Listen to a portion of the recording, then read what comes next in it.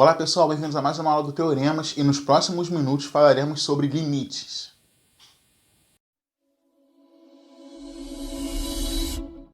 Muito bem pessoal, então vamos iniciar aí o nosso estudo nessa parte da matemática. A ideia de limite é muito importante, ela aparece em diversos pontos diferentes da matemática, da física. Quando você tem fenômenos que você pode analisar graficamente, essa noção de limite é muito útil, bacana? Inclusive para outras ferramentas, inclusive como ferramentas para outras coisas, como justamente definir como vai ser determinado gráfico e o comportamento de certas funções que você pode usar para modelar os fenômenos e tal. Tem várias aplicações aí, bacana? E a ideia de limite, como eu falei, além de ser presente em diversas áreas, é simples, cara. Bacana? Você vai analisar de fato o comportamento de uma função, e quando eu digo comportamento, você vai analisar o valor que esse f de x vai se aproximar quando você pega o x e aproxima de um determinado valor. Bacana? Você vai observar o que acontece com esse f de x quando o x se aproxima de determinado ponto. Bacana. Uma definição formal para isso é o que eu coloquei aqui no quadro. Seja f uma função definida sobre um intervalo aberto que contém o número a, exceto possivelmente o próprio a. Dizemos que o limite de f de x quando o x tende a a é L, e escrevemos dessa maneira, limite de f de x quando o x tende a igual a L, se para todo o epsilon maior do que zero, existe um delta maior do que zero, tal que essas desigualdades aqui ocorram. Como assim? Que o módulo de x menos a, ou seja, o módulo dos possíveis valores de x e a distância deles até esse a, esteja sempre num intervalo de 0 até esse delta aí. E para esse intervalo vai existir um outro intervalo, onde a distância de um f de x qualquer até esse ponto L que eu falei, vai também estar dentro de um intervalo, sendo esse intervalo menor do que o epsilon dado aí. Bacana? Ou seja, para esse delta vai existir um epsilon. Entende? A partir dessa definição formal, você traduz matematicamente, de maneira mais rigorosa, aquilo que eu falei no começo, certo? Que você vai analisar de fato o comportamento dessa função. Os valores que essa função, ou o valor que essa função assume quando o x tende para alguma coisa. Esses intervalos aqui é justamente um espaço, um pedaço que eu vou pegar no x e que vai corresponder a um intervalo, a um pedaço também lá no eixo y. Bacana? Ou seja, para um intervalo de x aqui, eu tenho um intervalo definido de valores lá para o meu f de x. Graficamente fica assim, ó.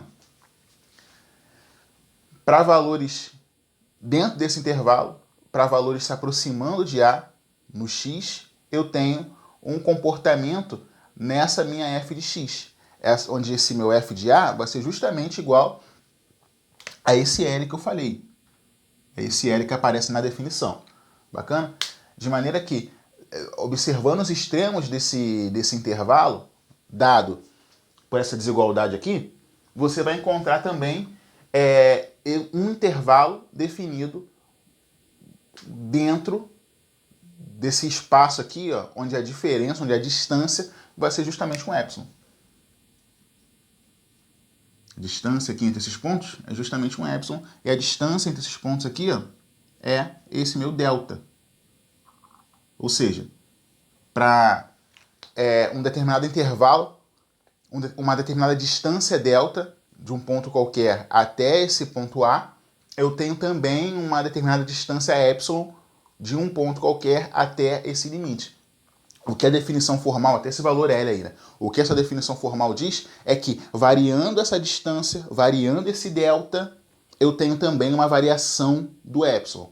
Bacana? E, de uma maneira mais direta, diz que, aproximando o x de um valor a, eu vou aproximar também essa função de um valor L. E esse valor L é justamente o limite de f de x, o limite dessa função, quando o x tende a esse determinado valor a.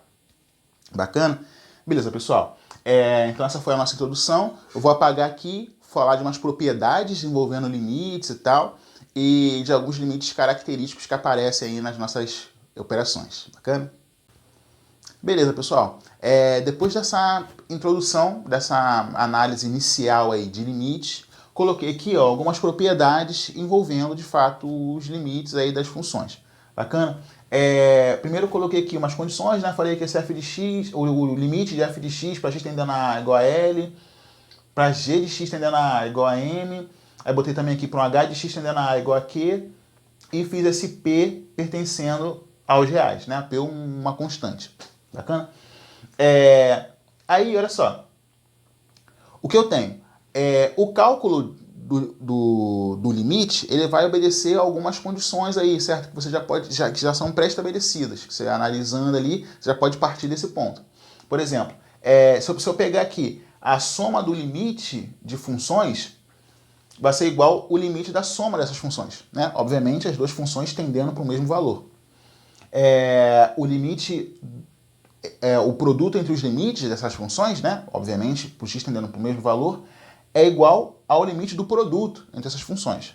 Bacana? A mesma coisa vale se eu tiver a divisão de limites ali, eu posso fazer o limite apenas de uma função quociente, novamente tendendo, claro, ao mesmo valor, ao mesmo a, e aí eu tenho uma equivalência aqui. Bacana? Coloquei ele também, ó. Aqui na condição eu botei P, mas aqui eu botei C. Só corrigir aqui para ficar parecido com o que está ali. Se eu tiver aqui, ó, se eu quiser o limite de um f de x multiplicado por um p, tá vendo? Aqui tem o p, que é uma constante, multipliquei o f de x por esse p e quero saber o limite disso aí para x tendendo a a. Isso vai ser igual ao limite do f de x para x tendendo a a multiplicado por p, entende? Posso pegar isso aí por fora. Bacana?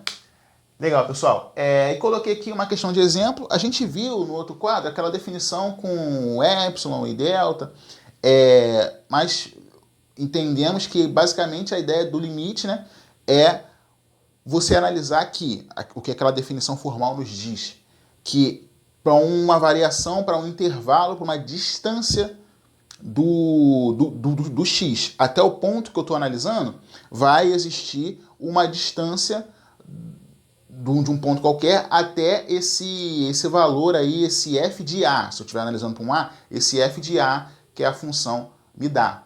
Bacana?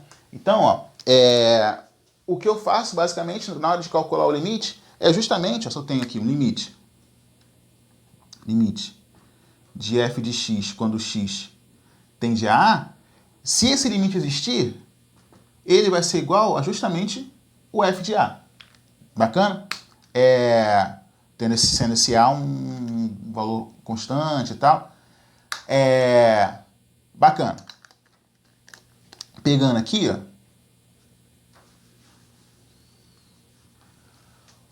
Pedir o limite, ó, determine o valor do limite abaixo. Aí, limite de f de x para x tendendo a 2, sabendo que o f de x é x ao cubo menos 3x ao quadrado mais 4x menos 1. Para fazer isso aí, eu vou ficar com uma situação como essa aqui, ó. Limite, aí ele, nesse meu f de x, x ao cubo menos 3x ao quadrado mais 4x menos 1, para x tendendo a 2. Eu posso usar essa propriedade aqui, ó, a da soma, que a gente viu aqui, ó. Poderia perfeitamente separar isso aqui em vários limites, ó. Botar assim, limite de x ao cubo para x tendendo a 2, menos. Aí, ó, aqui ficaria 3 vezes x ao quadrado. Eu posso colocar o 3 para fora, porque ele é constante. Aí, 3 limite de x ao quadrado para x tendendo a 2, mais o 4, que é constante. Posso, pela propriedade de 4, que eu botei aqui, botar para fora.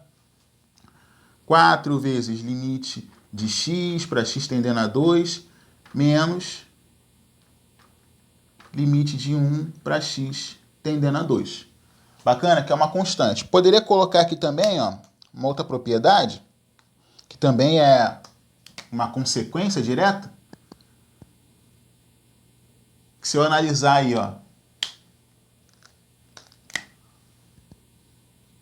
limite de x tendendo a para P, onde o P é essa constante, isso vai dar justamente o próprio P, não é isso? Se eu estiver analisando aí uma função f de x, isso aí seria o f de x igual a P, uma função constante. Que independente do valor de x que eu admitir aí, eu vou ter sempre o mesmo valor dessa função. Bacana? É o que vai acontecer ali, ó, no meu limite de 1 para x tendendo a 2. Substituindo isso aí tudo, ó, fica limite de f de x para x tendendo a 2. Eu vou colocar justamente o 2 em cada parcela dessa aí. Bacana? Para quê? Para o limite de x ao cubo com x tendendo a 2. Vai ser o 2 ao cubo menos 3 vezes limite de x ao quadrado para x tendendo a 2. Isso é justamente o 2 ao quadrado. Mais 4 vezes aqui o 2 menos 1. Fazendo essa conta aí, ó, vai dar 8 menos 12 menos 4, 4 menos 1, 3. E aí eu tenho o meu limite. Bacana, pessoal? Essa foi a nossa primeira aula aí falando sobre limites, certo? Nas aulas futuras vou falar sobre as relações trigonométricas, sobre limites fundamentais e outras propriedades importantes, como o teorema do confronto, o teorema do sanduíche, né? E outras situações interessantes aí que a gente estuda, teorema do valor intermediário e outros pontos importantes envolvendo aí a análise do limite. Bacana? Te aguardo nas próximas aulas aí. Um abraço e até a próxima.